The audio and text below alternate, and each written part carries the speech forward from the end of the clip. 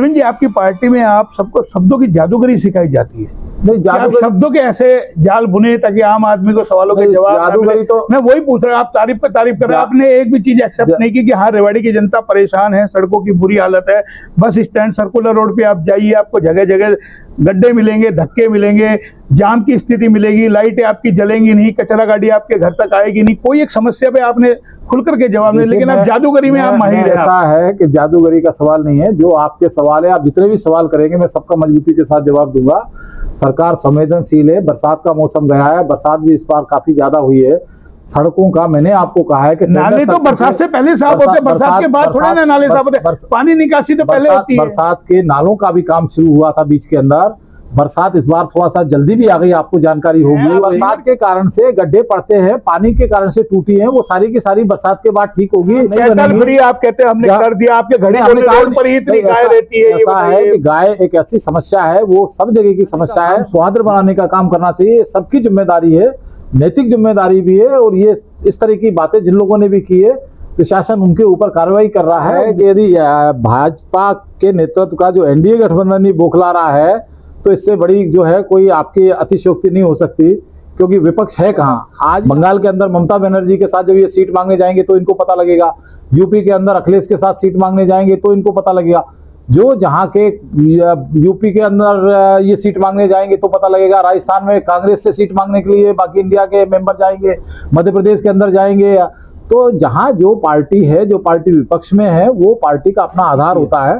भाजपा के यशस्वी प्रधानमंत्री जी ने 75 का एज का उन्होंने सिस्टम बनाया कि 75 से ऊपर हम किसी को टिकट नहीं देंगे, परिवार के लोगों को टिकट नहीं देंगे। 85 के पार के लोगों को टिकट दे दिया आपने, तो नहीं, किसको 85 के पार को दे दिया? क्यों, वो मेट्रो मैन था, उनको आप लोगों ने टिकट नहीं, ऐसा है कि कोई कारण एक आध जगह कोई हो गए होंगे तो उसके लिए नहीं कहते, लेकिन जो आमतौर पर है वो 75 का नारा है, 75 के बाद किसी को नहीं दिए। अगले 4 महीने के बाद ये सवाल मुझे करना, जिन जवाब आपको नहीं मिलेगा अगले 4 महीने में, उसका जवाब फिर आप मुझसे मांगना मिलेगा। यादव जी, राजनीति करनी है, जाहिर है सरकार की पैरवी करेंगे, लेकिन एचआर न्यूज तो सवाल करेगा और सवालों के जवाब मिलेगा। ये सब चीजें देख करके लोगों को समझना होगा। हमारे साथ है हरियाणा टूरिज्म के चेयरमैन अरविंद यादव, जिन्होंने बाकायदा अभी यहाँ पर प्रेस वार्ता की है। सीधा एक बार जानेंगे किस मुद्दे को लेकर के प्रेस वार्ता की है, क्योंकि यहाँ पर जिस तरीके से प्रेस कॉन्फ्रेंस हुई है और राजनीति की बातें भी हुई है।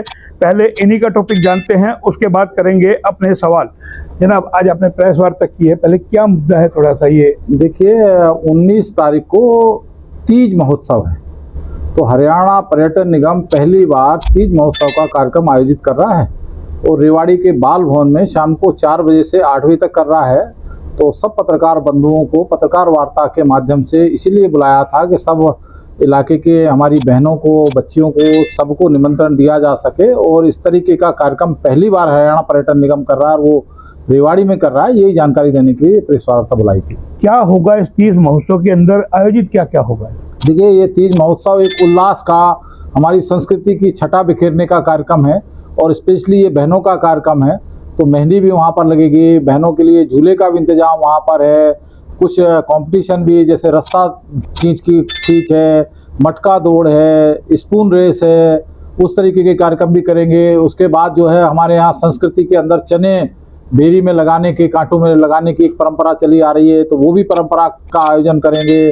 स्वादिष्ट व्यंजनों का भी इंतजाम वहाँ पर किया गया है। बहनों को, हमारी सुहागने बहनों के लिए चूड़ी बिंदी का भी हम लोगों ने वहाँ इंतजाम किया है। तो ये सारी बहुत सारी विधाएं हमने वहाँ पर रखी हैं। सांस्कृतिक कार्यक्रम के लिए गजेंद्र फोगाट जी, जो हरियाणा के जाने माने एक अपना कलाकार हैं, उनको भी आमंत्रित किया है। वो भी कला परिषद की तरफ से आके अपनी प्रस्तुति देने वाले हैं।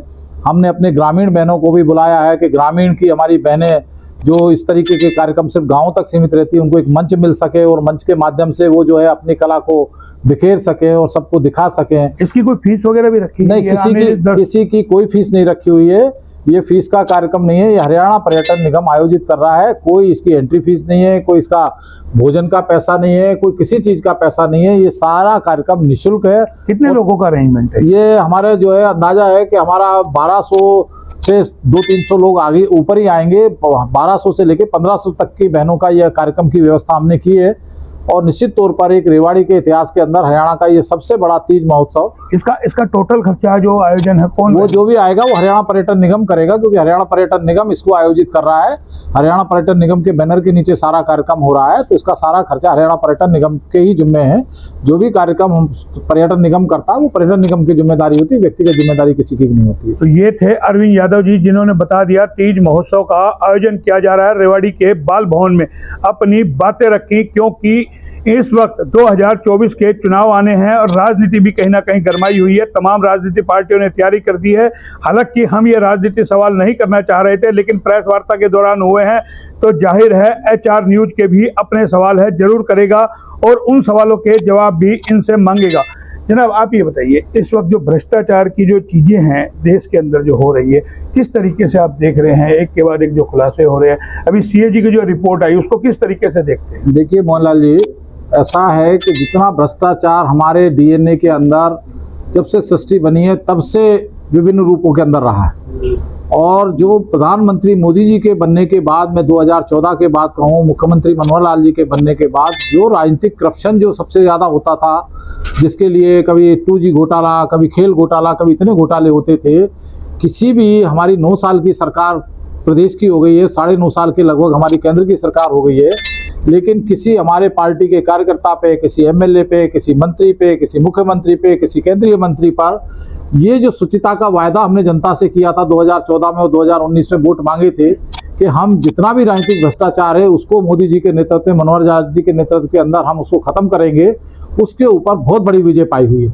लेकिन अभी भ्रष्टाचार हमारे कार्यालयों के अंदर है। मेरा सवाल ये था, अभी जो CAG की रिपोर्ट आई है, 1 किलोमीटर सड़क 18 करोड़ में बननी थी, 250 करोड़ में बनती है, ये क्या लगता है भ्रष्टाचार नहीं है? जिस तरीके से आयुष्मान जो योजना है उसका जो भुगतान हुआ 3 ही नंबरों के ऊपर, जिस तरीके से रजिस्ट्रेशन हुए, मुर्दों का इलाज हुआ, एक आदमी का 10-10 हॉस्पिटल में इलाज चल रहा है, उसका भुगतान हुआ, किस तरीके से इन सब? देखिए, फिर मैंने आपको कहा कि जो करप्ट लोग हैं वो एक बार सामने आए, उस बात को जो है लोग अपनी बात को वहां पर रखें। अपने स्वार्थ के अंदर कुछ लोग भ्रष्टाचार करते हैं, जो पकड़ में आता है वो इस सरकार ने पहली बार, हमारी जो एंटी क्राइम ब्यूरो है उसने ज़्यादा से ज़्यादा, कभी इतने लोगों को रंगे हाथों नहीं पकड़ा गया जितने आज़ाद भारत के इतिहास में या हरियाणा बनने के बाद जितने लोगों को जेल की सलाखों के पीछे किया है। तो जनता के साथ मैंने पहले भी निवेदन किया है कि जनता के लोग आए और ऐसे भ्रष्टाचारियों को बजाय वो घूस देने के उनको पकड़वाने का काम करें। ये तो घूस का मामला ही नहीं है, तो CAG की रिपोर्ट में खुलासा हुआ है। जो ऐसा है कि जितने भी प्रोजेक्ट हमारे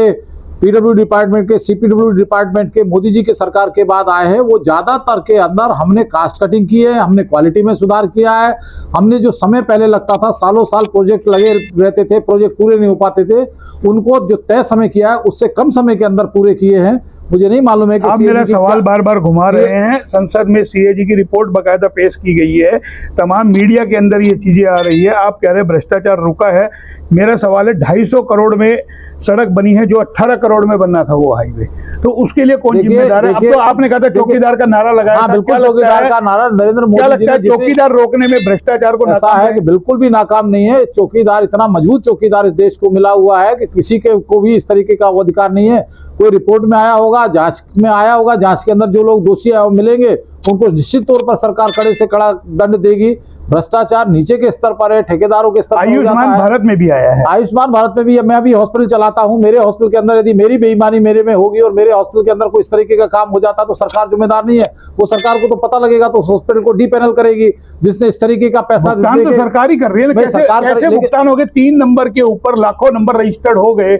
आप ये बताइए कौन ये सब क्या हुआ है? मुझे पूरे इस विषय में मोहनलाल जी जानकारी नहीं है, लेकिन इसके बावजूद भी जहां भी जानकारी आती है आप जानकारी दीजिए। मैं आपको विश्वास दिलाता हूं कि मैं जिस भी विभाग का होगा, इस तरह की कोई बात होगी उसको पकड़ेंगे भी और उसको सजा भी दिलाने का काम करेंगे। मैं सरकार का हिस्सा हूं। जैसा साफ तौर पे जवाब दिया गया कि अभी जानकारी नहीं है, हालांकि हमारा सवाल साफ सुथरा है और पूरे देश को पता है किस तरीके से हुआ है, लेकिन सवाल अभी और भी बाकी है। 2024 का चुनाव आ रहा है, अरविंद यादव जी अब कहाँ खड़े हैं? क्या चुनाव लड़ेंगे, राजनीति तैयारी करेंगे? क्योंकि पिछली बार जिस तरीके से आपके साथ हुआ, क्या लगता है इस बार भी ऐसा हो सकता है या उम्मीद है आपको टिकट मिलेगी? देखिए, ऐसा है ना, पिछली बार मेरे साथ कुछ हुआ, पार्टी ने सुनील मूसेपुर को टिकट दिया, उनको चुनाव पार्टी ने लड़ाया। मेरे जिम्मे सोनीपत की सारी सीटें लगाई, मैं पूरा चुनाव सोनीपत का मैंने लड़वाया। वहाँ से हमने बड़ौली, मोहनलाल बड़ौली जी की सीट हमने राई जीती, हमने गन्नौर जीती।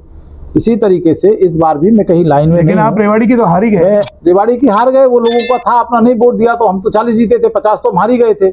तो लेकिन नारा राजनीति- 75 पार का आपने भाई लगाया। नारा था, हमारा था, विश्वास था कि जनता हमें उतना विश्वास करेगी, नहीं किया जनता ने, मतदाता ने विश्वास ही, तो मतदाता का खेल है। जनता की अदालत में हम गए थे, हमें लग रहा था, हमारा माहौल बना हुआ था, अभी भी लग रहा है कि हम 2/3 बहुमत से जीतेंगे, अभी भी लग रहा है हम 400 पार लोकसभा के अंदर जाएंगे, लेकिन जब परिणाम आएंगे लेकिन तो पता लगेगा। जब से इंडिया बना है, तमाम विपक्षियों का जो गठबंधन बना है, तब से लगता है भाजपा ही कहीं ना कहीं बौखला रहे हैं। क्या कहीं डर लग रहा है आपको? तमाम अच्छा, जो ऐसा है, यानी कि यदि 26 के आगे 38 का गठबंधन किस तरीके से? ऐसा है कि यदि भाजपा के नेतृत्व का जो एनडीए गठबंधन ही बौखला रहा है, तो इससे बड़ी जो है कोई आपकी अतिशयोक्ति नहीं हो सकती, क्योंकि विपक्ष है कहाँ। आज ही आपने कल शाम को ही न्यूज के अंदर आ रहा था कि दिल्ली में फैसला किया है कांग्रेस ने कि हम अपने कैंडिडेट खड़े करेंगे। कहाँ गया इनका इंडिया का गठबंधन?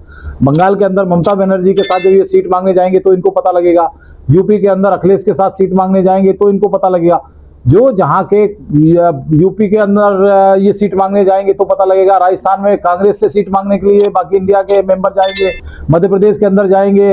तो जहाँ जो पार्टी है, जो पार्टी विपक्ष में है, वो पार्टी का अपना आधार होता है।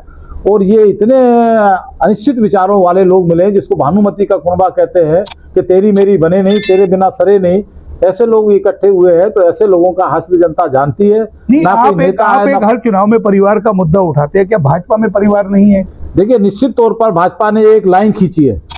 भाजपा के यशस्वी प्रधानमंत्री जी ने 75 का एज का इन्होंने सिस्टम बनाया कि 75 से ऊपर हम किसी को टिकट नहीं देंगे, परिवार के लोगों को टिकट नहीं देंगे। 85 के पार के लोगों को टिकट दे दिया आपने, तो कैसे नहीं, बात किसको कर रहे हैं? 85 के पार को दे दिया? क्यों, वो मेट्रो मैन था, उनको आप लोगों ने टिकट नहीं नहीं, ऐसा है कि कोई कारण एक आध जगह कोई हो गए होंगे तो उसके लिए नहीं कहते, लेकिन जो आमतौर पर है वो 75 का नारा है, 75 के बाद किसी को नहीं दिए। इसने एग्जाम्पल, उदाहरण भारतीय जनता पार्टी के परिवारवाद में, यदि बाप ने अपनी जगह छोड़ी है तो बेटा राजनीति के अंदर सक्रिय है तो उसको एडजस्ट किया, ऐसे उदाहरण है। लेकिन इस तरीके का भी एक आध जगह हुआ बहुत सारे होगा, नेता तो आपके पास भी है जिनका बेटा भी है, घरवाली बेटा है तो छोड़ो ना, वो परिवारवाद तो यहाँ पर भी है ना। आपने देखा ना, चौधरी वीरेंद्र सिंह जी को जब सरेंडर किया, केंद्र में मंत्री थे, उन्होंने अपनी राज्यसभा छोड़ी, उन्होंने केंद्रीय मंत्रिमंडल से इस्तीफा दिया, तो आईएएस की नौकरी छोड़कर उनके बेटे विजेंद्र आए तो पार्टी ने टिकट दिया। तो पार्टी के साथ जो लोग जुड़े हुए हैं, पार्टी के नेता है, पार्टी के प्रति जीवन समर्पित जिन लोगों का रहा है, वो उनके यदि बच्चे राजनीति के अंदर है, आगे आते हैं और इस शर्त पे आते हैं कि हम पीछे अपने आप को कर रहे हैं तो पार्टी चलिए, करेगी। एक ताजा ज्वलंत मुद्दा है नुहू का, अभी जो जिस तरीके से हुआ ब्रजमंडल यात्रा पे, उसके बाद जो तनाव हुआ, फिर बुलडोजर की कार्रवाई, किस तरीके से आप देखते हैं? क्या लगता है सरकार की विफलता है, सब कुछ जानते हुए कार्रवाई नहीं हुई, समय से पहले पुलिस का इंतजाम नहीं हुआ, वहाँ सुरक्षा का इंतजाम नहीं हुआ? देखिए, इस फिर विषय उसके पर बाद मुख्यमंत्री का जो बयान आता है, मैं हर आदमी को पुलिस की सुरक्षा नहीं दे सकता, किस तरीके से देखते हैं? देखिए, ऐसा है कि जो हुआ है बड़ा दुर्भाग्यपूर्ण हुआ है। और आपको जानकारी दे दूं कि जब ये 2:30 पौने 3 बजे से ये इस तरीके का माहौल बना, मैं तब से लेके बराबर 3 लोगों से, हमारे राधेश्याम मित्तल से, हमारे राजेंद्र सिंघल से, हमारे पवन शर्मा से, 3 लोगों से पौने 11 बजे तक बराबर संपर्क में रहा। मैं रवि किरण जी जो हमारे एडीजीपी हैं यहाँ के, उनसे, हमारे आलोक मित्तल जी एडीजीपी हैं हमारे, उनसे, लॉ एंड ऑर्डर की हमारी एडीजीपी हैं ममता सिंह जी, उनसे,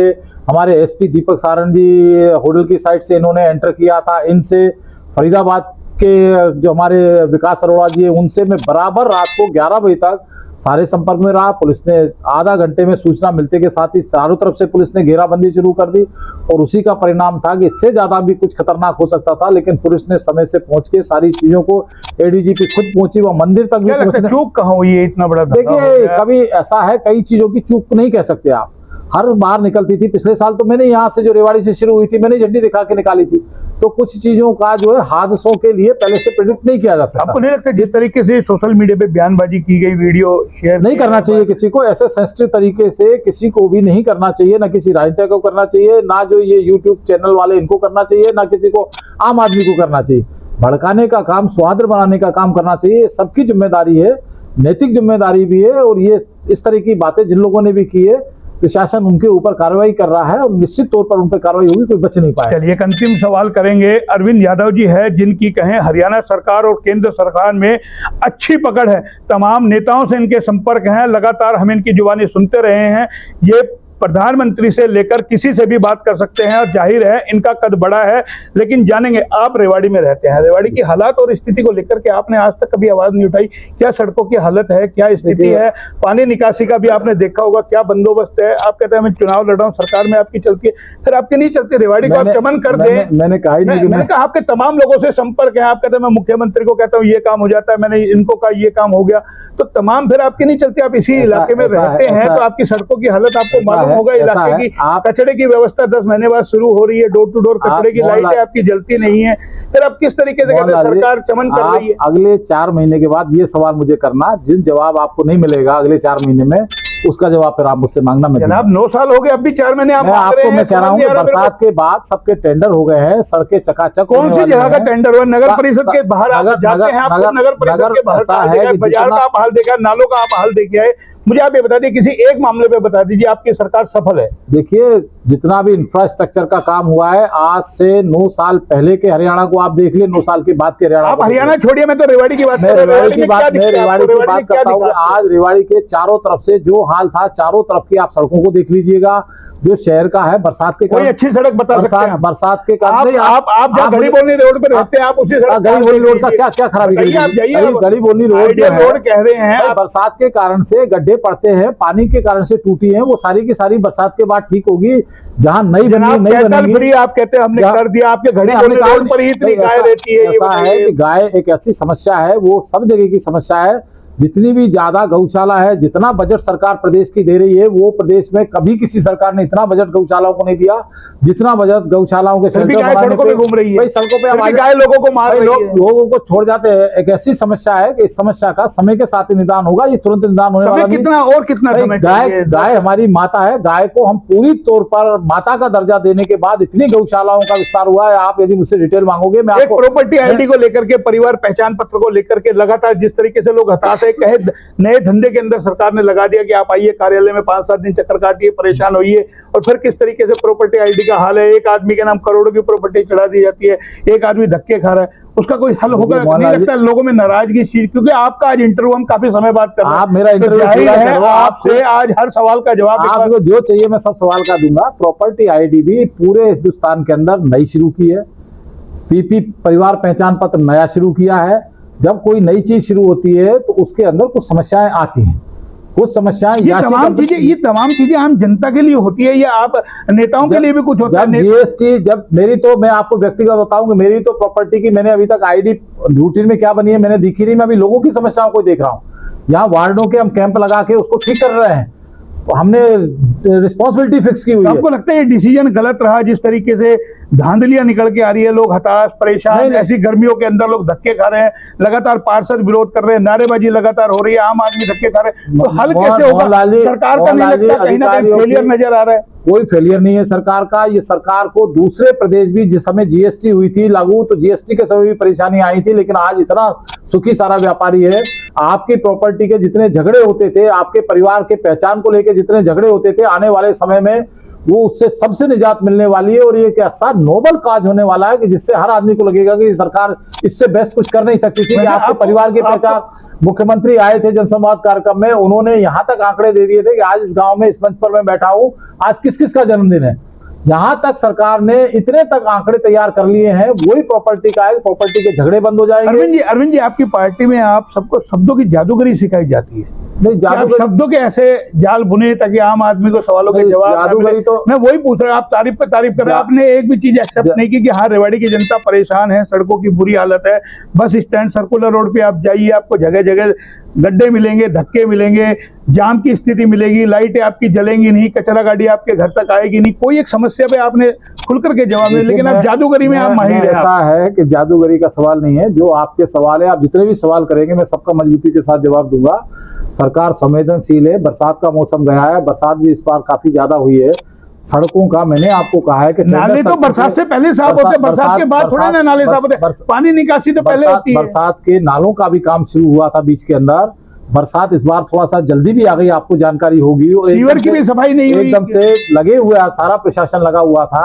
बहुत सारी जगह समस्याएं। बॉम्बे तो इतना ये थे बड़ा अरविंद दुनिया यादव का- जी, राजनीति करनी है, जाहिर है सरकार की पैरवी करेंगे, लेकिन एचआर न्यूज तो सवाल करेगा और सवालों के जवाब मिलेगा। ये सब चीजें देख करके लोगों को समझना होगा, क्या उनको एचआर न्यूज द्वारा किए गए सवालों के जवाब मिले हैं? क्या अरविंद यादव जी ने तमाम सवालों के जवाब दिए हैं? ये फैसला करना है एचआर न्यूज के दर्शकों को। फिलहाल तमाम इनकी हमने बातें रखी, क्योंकि आयोजन होने जा रहा है तीज महोत्सव का और लोग पहुंचेंगे वहां पे, उस आयोजन का आनंद लेंगे। लेकिन यह आयोजन कितना सफल होगा ये देखना होगा कार्यक्रम के बाद। फिलहाल इतने। कैमरा पर्सन पंकज के साथ मोहन लाल, एचआर न्यूज, रेवाड़ी।